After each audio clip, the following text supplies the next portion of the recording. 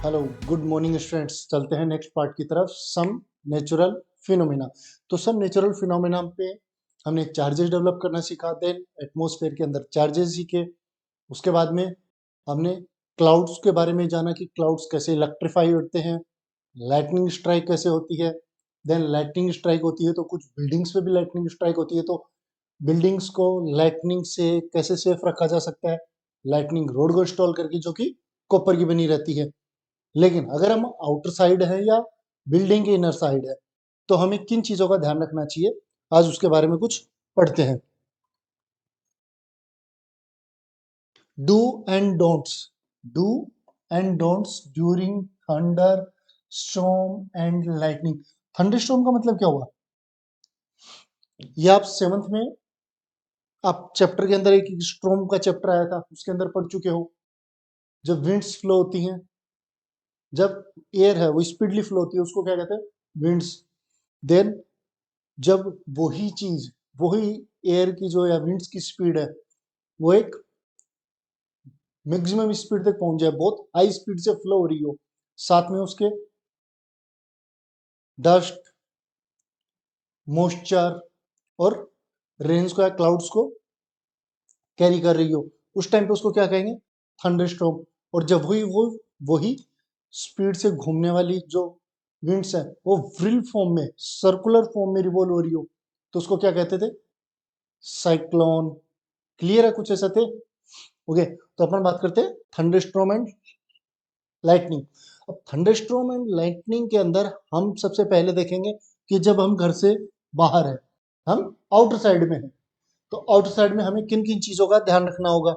सबसे पहले stay inside your, अगर हम बाहर है, ऐसा मौसम है, सबसे पहले घर पे जाओ, आप वहां ज्यादा सेफ है। हाँ, इस बारे में भी डिस्कशन करेंगे, हम अभी आउटर साइड पढ़ रहे हैं। फिर इनसाइड द हाउस, अगर हम घर के अंदर है तो किन किन चीजों का हमें ध्यान रखना चाहिए, कुछ क्या करना चाहिए, क्या नहीं करना चाहिए। अब अगर बाहर की साइड है तो उनकी बात करते हैं। अवॉइड हिल्स, हिल्स को अवॉइड करो। एक इंसिडेंट याद आ जैसा है, जब भी अवॉइड हिल्स का बात करते हैं, लास्ट 2 इयर्स हो गए होंगे, जैसे जयपुर है, तो जयपुर में एक जगह है वॉच टावर, वहां पे ऑलमोस्ट ऐसा ही कुछ मौसम था। जब भी सही मौसम होता है तो सबसे पहले मन क्या करता है, एक बाइक ली, बैग लिया, चलो माउंटेन्स पे। तो वहां भी कुछ ऐसा ही था, 45 to 50 पर्सन थे। अब वो सब जैसे ह्यूमन बॉडी है क्या, एज ए कंडक्टर वर्क करती है, तो वहां पे वो जो 40 to 50 पर्सन जब एक जगह माउंटेन्स के ऊपर पहुंचे, और सबके पास, आज के दिन सबके पास क्या रहते हैं, ऐसा 2 फोन रहते हैं, ठीक है। तो वो लाइक ए रिसीवर एंटीना की तरह वर्क कर रहे थे। क्लियर है चीज, वो रिसीवर एंटीना की तरह वर्क कर रहे थे, जैसा कि अपनी लाइटनिंग रोड वर्क करती है।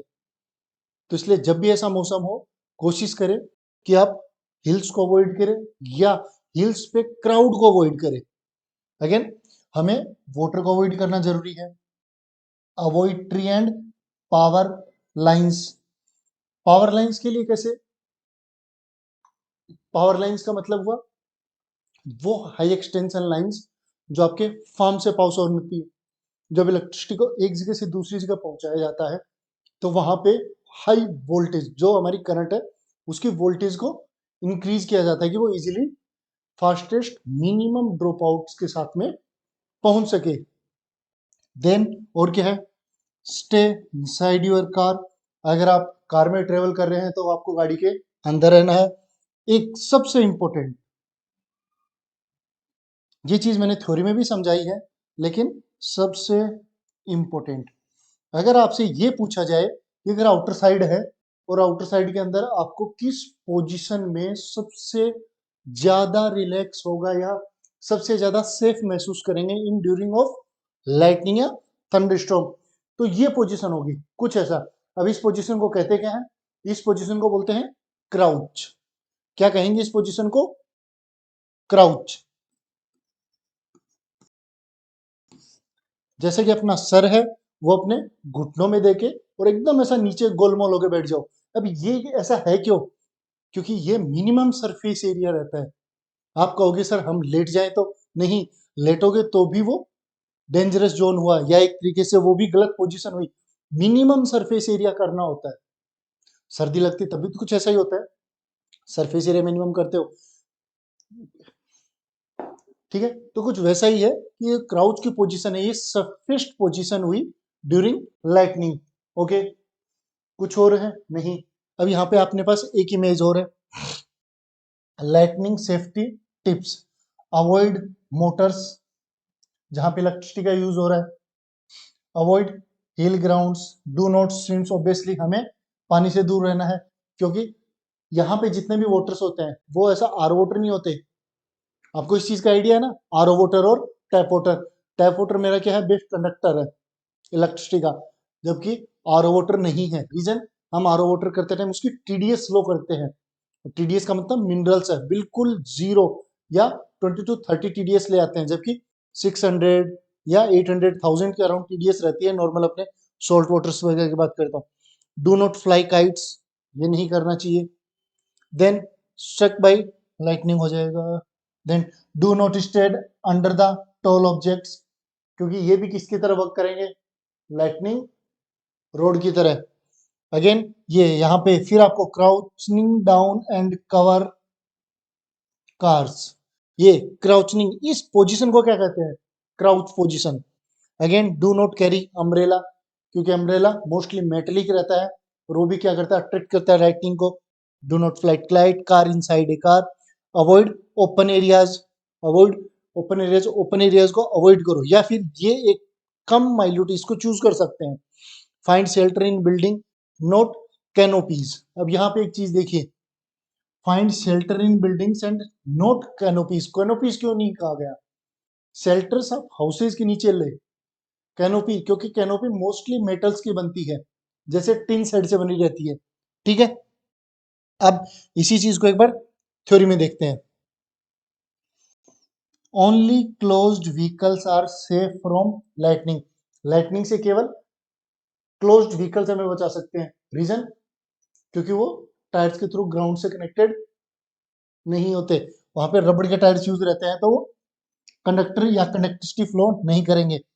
Open vehicles such as scooters, motorcycle and open cars, tractors, trailers, carrying machinery are not safe, ये सब की सब सेफ नहीं है, क्योंकि ये ओपन है, एज इन्विटेशन करेंगे उन लाइट्स को अट्रैक्ट। और ये किस बेसिस पे होगा, इंडक्शन के बेसिस पे। क्लियर है, get out of these vehicles immediately, इन सबसे बाहर निकल जाएगी।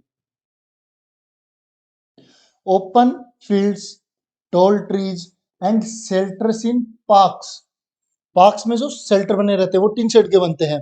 Breezes etc. do not protect us, ये हमें क्या नहीं कर सकते, बचा नहीं सकते फ्रॉम लाइटनिंग, लाइटनिंग से। रीजन वन, क्योंकि ये क्या करेंगे, ऑल टोटल कंडक्टर्स हैं, यहाँ एक हाइट आपको सर्टेन प्रोवाइड करेंगे, जिससे आपकी बॉडी क्या करेगी, करंट को इंड्यूस करेगी उसको अट्रैक्ट करने के लिए। Carrying an umbrella also invites lightning, जितने ज्यादा आपके पास मेटल्स होंगे उतना ही ज्यादा अट्रैक्ट होगा। It is better to take shelter under a small tree, अगर आपके पास दो ऑप्शन दिए गए कि एक टॉल ट्री है, ठीक है, और एक स्मॉल ट्री है, तो दोनों में से कौन सा बेटर होगा, स्मॉल ट्री। कहां पे थे, okay. It is better to make a crouch position, इस चीज को मार्क कर ले, मैंने जो पोजीशन की बात की थी, it is better to make a crouch position in open, अगर आप ओपन एरियाज में है तो आपकी सबसे बेस्ट पोजीशन क्या हो सकती है, क्राउच पोजीशन। ये सिंगल लाइनर क्वेश्चन है, कई बार फिल इन द ब्लैंक्स में भी पूछ सकते हैं इनको। This way minimum part of your body is exposed to lightning strike, do not lie flat on the ground, हमने मना किया था कि आप फ्लैट ग्राउंड पे नहीं लेटे, मिनिमम पोजीशन या मिनिमम सरफेस एरिया की ऐसा कुछ पोजीशन जो कम से कम एक्सपोज करे बॉडी को, because you expose more surface area to lightning. तो अब दो चीजें क्लियर होगी हमें यहाँ पे कि अगर हमारे दूर दूर तक कुछ नहीं है, ओपन ग्राउंड से, तो हमें सबसे बेस्ट पोजीशन क्या होगी, क्राउच पोजीशन। और अगर हम किसी के नीचे शेल्टर ले रहे हैं तो स्मॉल ट्री के नीचे या किसी हाउसेज के अंदर या क्लोज्ड कार के अंदर। क्लियर हुआ, ये सब कंडीशंस कब है, जब हम घर से बाहर है, आउटसाइड में है। लेकिन हम घर में हैं तो किन किन चीजों का ध्यान रखना चाहिए, ये आपके क्वेश्चंस है, मैं आपकी जनरल नॉलेज इंक्रीज नहीं कर रहा, सम नेचुरल फिनोमिना मतलब जो बेसिक फिनोमिना या जो प्रोसेसेस जो अपने होते हैं यहाँ पे एटमॉस्फेयर में हमारे लाइफस्टाइल के अंदर, उनसे हम कैसे बच सकते हैं या वो कैसे घटित होते हैं। तो जैसे हैकर्स कैसे हैपन होते हैं, अगर मैं लाइटनिंग की बात करता हूँ तो हमने सीखा उसके बारे में। देन अभी उसके प्रिकॉशंस के अंदर देखते हैं कि हम घर के अगर अंदर की साइड है, इनसाइड है हाउस, तो हम किस तरीके से सेफ रह सकते हैं। Avoid electronics coded electronics, plug the pull the plugs, close window and doors, avoid concrete, stay away from plumbing। जितने भी ये चीजें बताई हैं, इनसे क्या करें, दूर, इलेक्ट्रिसिटी के इक्विपमेंट से दूर रहे घर के अंदर, ठीक है। Stay away from Windows, do not use telephone. Telephone के लिए क्यों कहा गया है, ये कुछ पुराने बुक्स के अंदर मिलेगा कि हमें टेलीफोन को जो वायर रहता है उसमें माइल्यूट इलेक्ट्रिसिटी रहती है, तो वो एक आपका पाथ हो सकता है लाइटनिंग के लिए, अट्रैक्शन के लिए। डू नॉट बाथ, ऑब्वियसली हमें पानी से दूर, चाहे घर में हो चाहे बाहर हो, दोनों टाइम मना किया गया। वैसे भी बारिश में बाथरूम में कौन आता है, बाहर घूम रहे होते हैं। Do not lean on the wall, हम वॉल के साथ अटैच नहीं हो सकते क्योंकि वो मॉइस्चर कंटेन करती है और लाइटनिंग को कैच कर सकती है। तो जब किसी बिल्डिंग पे लाइटनिंग स्ट्राइक होगी तो आप वॉल्स के साथ स्टक ना हो। अवॉइड इलेक्ट्रिकल इक्विपमेंट्स, ऑब्वियसली हमारी जो इलेक्ट्रिसिटी है, अगर किसी पोल ने अट्रैक्ट किया तो वो इलेक्ट्रिसिटी इजीली हमारे घर तक पहुंच सकती है, तो इक्विपमेंट्स वगैरह बंद हो सकते हैं। तो जितने भी इलेक्ट्रिसिटी इक्विपमेंट्स हैं उनको क्या करो, पुल आउट कर दो प्लग्स को।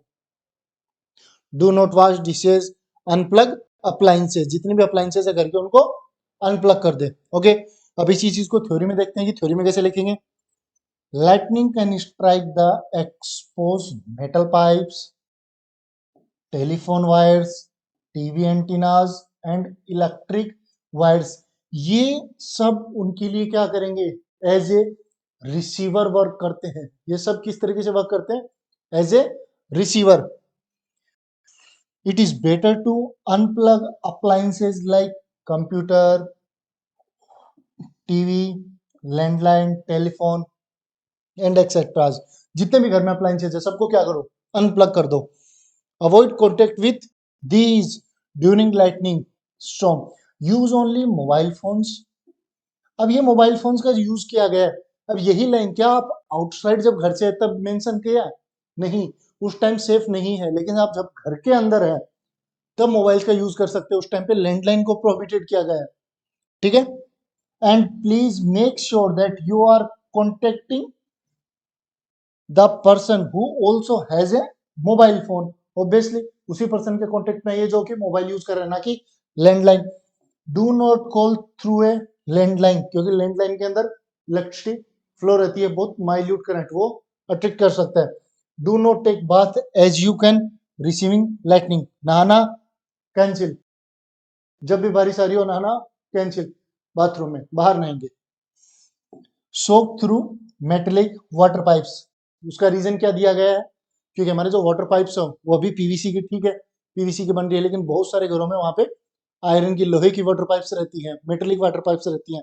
वो क्या कर सकती हैं कि अगर बिल्डिंग पे लाइटनिंग स्ट्राइक हुई तो ऑल टोटल बिल्डिंग में जितने भी अप्लायंसेज हैं, इलेक्ट्रिक के वायर्स हैं उसमें, और मेटल पाइप्स के थ्रू वो ग्राउंड में जाएंगी, वो जितना भी चार्ज है। तो अगर उस टाइम पर आप नहा रहे हैं तो आप उसका हार्म कर सकती है इलेक्ट्रिसिटी आपको। क्लियर वाई चीज। तो डू और डोंट्स देखे हमने, जब हम घर से बाहर हैं और जब घर के अंदर है, टोटल क्लियर वाई चीज, ठीक है।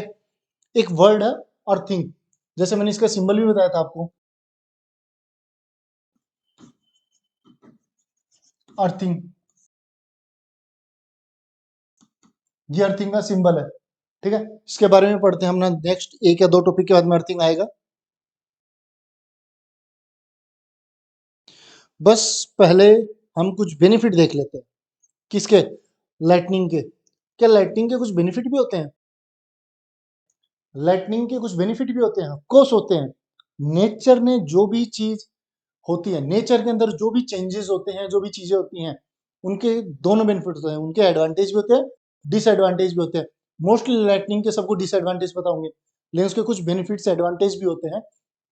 तो यहाँ पे आपको तीन एडवांटेज देखने को मिलेंगे। Some useful effects of lightning, nitrogen fixation, ozone production and climate impact. Climate में क्या चेंजेस होंगे, ओजोन जो प्रोडक्शन है उसमें क्या हेल्प कर सकते हैं, एंड लास्ट क्या, नाइट्रोजन फिक्सेशन। तो lightning heat and light cause nitrogen in the air to combine with oxygen।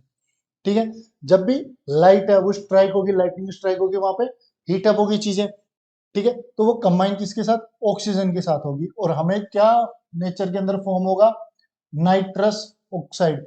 तो बेसिकली वहां पे जब भी नाइट्रोजन और जो एयर है मॉलिक्यूल्स यहाँ पे लाइटनिंग स्ट्राइक के टाइम पे वो ब्रेक होकर क्या फॉर्म करेंगे, nitrogen oxide oxide. Okay, rain that deposit these oxides which dissolve in water. जब रेन होगी तो ये नाइट्रोजन ऑक्साइड्स रेन के साथ में कहां पे डिकम्पोजिट हो जाएंगी, डाउनवर्ड साइड, अर्थ की तरफ आएंगी, किस फॉर्म में, नाइट्रिक एसिड की फॉर्म में। Again the acid reacts with soil salts to create nitrogenous compounds that plant absorb through their roots। तो फॉर्म हुआ कि हमारे पास जब भी लाइटनिंग स्ट्राइक हो रही है तो वहां पे जो नाइट्रोजन और ऑक्सीजन के मॉलिक्यूल्स हमारे पास क्या बना रहे, नाइट्रोजन ऑक्साइड्स, और वो नाइट्रोजन ऑक्साइड्स है वाटर के साथ मिलकर क्या तैयार कर रही है, नाइट्रिक एसिड्स। इनको मार्क कर देते हैं एक बार कि डायरेक्टली जब भी आप नोट्स फॉर्म कर रहे हैं इसी पे नजर जाए आपकी। Nitric oxides react with soil and then nitrogen compounds and absorb to roots। ठीक है, तो बेसिकली क्या समझे में आया, तो जो नाइट्रोजन और ऑक्सीजन है वो लाइटनिंग के ड्यूरिंग हमारे नाइट्रस ऑक्साइड फॉर्म करती है, देन ये नाइट्रस ऑक्साइड्स रेनी वाटर्स के साथ मिलकर नाइट्रिक एसिड फॉर्म करती है, और ये नाइट्रिक एसिड रेन्स के साथ में ग्राउंड हो जाती है, और हमारी जो सोइल्स हैं उस नाइट्रिक एसिड को अब्सॉर्ब के नाइट्रस कंपाउंड्स बनाती है, जो हमारे पेड़ों के लिए एज ए फूड काम आती है। जैसे हमारे मिट्टी में कई बार नाइट्रोजन की कमी हो तो यहाँ पे ये जो रेन है नाइट्रिक एसिड ये फिल करती है उसकी रिक्वायरमेंट को। फॉस्फोरस, नाइट्रोजन, बहुत सारी चीजें हैं जो फोटोसिंथेसिस और प्लांट्स को ग्रोथ करने के लिए काम आती हैं। ठीक है, सेकंड कौन सा हुआ, ozone production. Lightning products a lot of UV radiations during a rain storm. जब बारिश के टाइम पे वो यूवी रेडिएशंस फॉर्म करती हैं। लाइटनिंग ब्रेक ऑक्सीजन, जो ऑक्सीजन मॉलिक्यूल्स को लाइटनिंग ब्रेक करती है, जो भी ऑक्सीजन के मॉलिक्यूल्स को लाइटनिंग ब्रेक करती है, वो मॉलिक्यूल्स ओजोन लेयर में जाके उसको इंक्रीज करने में हेल्प करते हैं। ओजोन की लेयर है उसको विड्थ को इंक्रीज करते हैं। ओके, लास्ट क्या है, climate impact. Thunder storm redistribute heat, that's it, ये इतना ही होगा।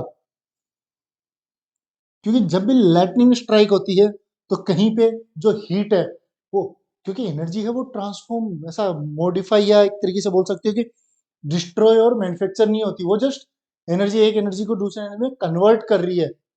कंजर्वेशन ऑफ एनर्जी देखिए ना, तो उसी के बेसिस पे कि जो हीट वहां पे प्रोड्यूस हो रही है वो सराउंडिंग को ऑब्जर्व कर रही है। जब भी हमारे रेंज वगैरह होते हैं उससे पहले क्या वहां का एनवायरमेंट हो बिल्कुल ऐसा मॉइस्चर हो जाता है, बहुत ज्यादा गर्मी फील होती है, हीट। देन आफ्टर उसके रेनी वहां पे ठंडा हो गया, अभी बारिश होने का क्या मौसम ठंडा हो गया। तो ये जो थंडरस्टॉर्म और लाइटनिंग है इसके हेल्प से हमारा एनवायरमेंट क्या करता है, हीट को रिडिस्ट्रीब्यूट करता है। And momentum in the atmosphere which can impact the climate, जिसकी वजह से हमारे नेचर वो चेंज कर रहे हैं। ये चीज क्लियर हुई। तो कुछ बेनिफिशियट भी है हमारे लाइटनिंग स्ट्राइक के। सबसे पहले क्या देखा हमने, नाइट्रोजन फिक्सेशन, क्या था, nitrogen fixation. Second, ozone production. Third, climate impact. अब आपको मिलेगा लाइटनिंग, सॉरी, अर्थिंग।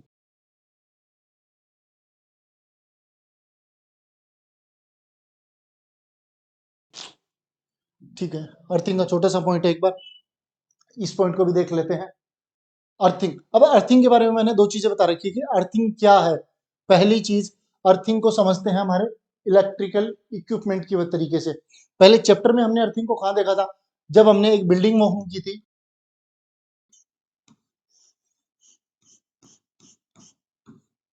ये बिल्डिंग थी, यहाँ पे हमने साइड में एक लाइटनिंग रोड को कनेक्ट किया था।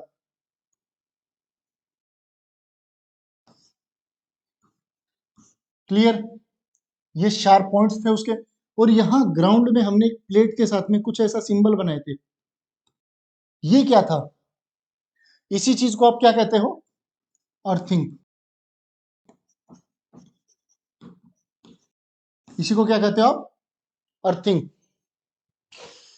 अब सेकंड चीज, अर्थिंग दूसरी कैसे कैसे यूज होती है? जैसे आपने बहुत सारे अपने घरों के अंदर प्लग देखे हैं। ये मेरा जैसा स्विच है, यहां पे एक इस साइज का प्लग देखा होगा, ठीक है? तो ये मेरा कौन सा रहता है? फेज। ये न्यूट्रल। एंड इसको क्या बोलते हैं? अर्थिंग। अब ऐसा क्यों? जो हमारे प्लग्स होते हैं उसमें ये फेज, एक न्यूट्रल और एक अर्थिंग, तीन रहते हैं सॉकेट्स। तो अब ये बड़ा वाला जो साइज में रहता है, इतना मोटा सा चित्र है, ये क्या अर्थिंग? इसको अर्थिंग क्यों बोल रहे हैं? रीजन, क्योंकि हमारे कई बार जैसे आप फ्रिज को, कूलर को टच करते हैं, जिनकी आउटर बॉडीज मेटल की होती है, जिनकी आउटर बॉडीज क्या होती है? मेटल की होती है। वहां पे कई बार अंदर इंटरनली डैमेज होने की वजह से, या कोई वायर है वो शॉर्टिंग की वजह से, उनकी बॉडीज में क्या था? करंट। जैसे कई बार आप आयरन कर रहे हैं कपड़ों को, तो आपको सोक फील होता है। रीजन, क्योंकि वहां पे कहीं ना कहीं जो फेस वाला वायर है वो उसके आउटर बॉडी के टच हो रहा है, और आप उसको एज ए ग्राउंड कर रहे हो। क्लियर है? आप क्या कर रहे हो? उसको ग्राउंडेड कर रहे हो। तो इलेक्ट्रिसिटी, जो रिमेनिंग इलेक्ट्रिसिटी है जो बॉडी से थ्रू आउट फैल रही है, वो आपके थ्रू ग्राउंडेड होती है। जैसे सपोज मैं मानता हूं मेरे पास एक ये कूलर है, ठीक है?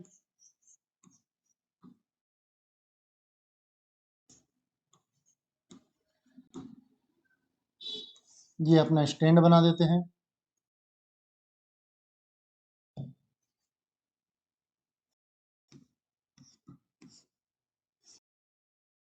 ठीक है? ये नीचे का स्टैंड हो गया, ये मेरा कूलर है। अब अगर मेरे पास यहाँ पे दो वायर्स हैं, एक रेड वायर, अगेन एक ब्लैक वायर। रेड वायर मेरा फेस का है, और ब्लैक वायर किसका है? न्यूट्रल का, ठीक है? लेकिन अगर कहीं ना कहीं इंटरनली ये रेड वायर इसकी बॉडी से टच होता है, तो क्या इसकी बॉडी में इलेक्ट्रिसिटी नहीं आएगी? क्या यहाँ पे इलेक्ट्रिसिटी फॉर्म नहीं होगी? होगी। और जब आप इसको टच करते हो, यहाँ पे कोई ह्यूमन बीइंग है, वो इसको टच करेगा, ठीक है? तो क्या इसको करंट लगेगा? ऑब्वियसली, क्योंकि ये ग्राउंडेड है और इलेक्ट्रिसिटी इसके थ्रू आउट फ्लो हो रही है। क्लियर हुआ ये चीज? अब यहां से बचने के लिए क्या करना होता है? ये जो इसका थर्ड वायर है यहां पे, इसको इससे कनेक्ट करो। इसको येलो सिंबल देते हैं वैसे। अगेन, जो रेड वायर है ये आपका किसका है? फेस का। और ब्लैक वायर न्यूट्रल। ये कनेक्शन समझ है? तो यहां भी इस येलो वायर का जो कनेक्शन दिया है हमने, आउटर बॉडी के साथ कनेक्शन दिया है, यहां पे इस चीज को क्या कहोगे? अर्थिंग। तो जब किसी भी इक्विपमेंट में ये चीज सॉकेट है वो कनेक्टेड नहीं होता, या फिर अगर ये कनेक्टेड है, देन घर में जितने भी अर्थिंग के पोर्ट्स हैं उनको सबको इंटरनली कनेक्ट करके, घर के बाहर की साइड में खड्डा खोद के, उसके अंदर एक कॉपर की मेटल की रोड डाल के, उसके अंदर कुछ कोयले, नमक और पानी लगा के बंद कर दो। ये अर्थिंग प्रॉपर कनेक्शन स्टेब्लिश होगा। उसके बाद में आपके घर के जितने इक्विपमेंट्स हैं उनके अंदर कभी भी आउटर बॉडीज में इलेक्ट्रिसिटी फ्लो नहीं होगी, आपको बिजली का झटका नहीं लगेगा। ये अर्थिंग है। क्लियर हुई चीज? समझ आई? ओके। अब इसी को एक बार डेफिनेशन में देखते हैं, अर्थिंग क्या है? In simple terms we can say our earthing is the sink from all the electric current. जितनी भी हमारी एक्स्ट्रा इलेक्ट्रिक करंट है उसके लिए क्या करती है? एज ए सिंक का वर्क करती है। Like lightning rod, due to its large size of earth is able to behave like a sink. ये बार बार सिंक वर्ड यूज हो रहा है, ये सिंक किसके लिए है? मोस्टली नहीं होता आपके जैसे किचन में या लेबोरेटरीज के अंदर एक सिंक रहता है, कि जब भी आप कुछ यूज कर रहे हो या अनयूज वाटर्स है वो सिंक में फ्लश कर देते हैं। ये सिंक कुछ वैसा ही है। To any amount of electric charges flowing, earthing means connecting all the equipments, जितने भी मेरे इक्विपमेंट्स है, मेटल पार्ट्स है, and building to the grounded with the help of wires so that any high current due to any reason या तो इसकी sorting की बात कर रहा हूं या lightning की बात कर रहा हूं, किसी भी रीजन से should flow to the ground to provided protection due to the people and property। तो आपको अर्थिंग क्लियर हुई। अर्थिंग का मतलब आप कुछ भी, अर्थिंग का मतलब ये ले सकते हो डायरेक्टली कि मैंने ग्राउंडेड किया है एक्स्ट्रा इलेक्ट्रिसिटी को। वो आपके लाइटनिंग स्ट्राइक भी हो सकती है या अप्लायंसेज के अंदर आउटर बॉडीज में फ्लो होने वाला करंट भी हो सकता है। क्लियर है चीज? तो आज के लिए इतना ही। Okay students, thank you. बाकी ये जितने भी आपके सामने पीडीएफ तैयार हो रही है एनोटेशंस के साथ में, ये नीचे मैं सब डिस्क्रिप्शन में प्रोवाइड करूंगा, आप वहां से डाउनलोड करके अगेन रीड कर सकते हैं। ओके स्टूडेंट्स, थैंक यू, मिलते हैं नेक्स्ट क्लास में।